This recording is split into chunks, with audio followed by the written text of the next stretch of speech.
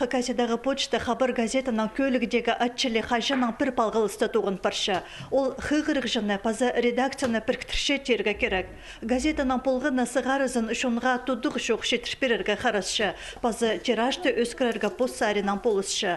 Шоны пазындырырға өткін үшөптіп жүрші. Ана ол тоғысты апаршытқанардан пірсі ағбандағы 17-ci бөліктен 9-cısı Анфиза Артонова. Ол газетаны тарытып шибірге бір жыл айға салды. Олардың арасында жылдан жылға басыншелер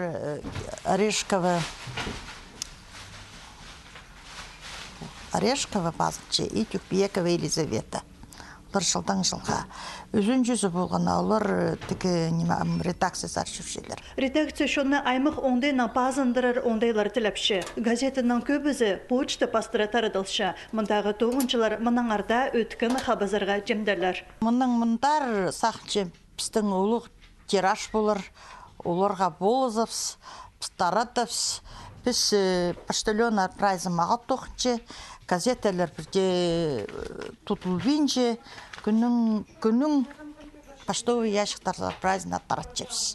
Хакасиядағы почта тоғыншылары бүкіні хабар газетаның тоғыншыларын пайрымның алғыстапшалар. Мұнаңар газета уламыл қынық боларына ізенчелер.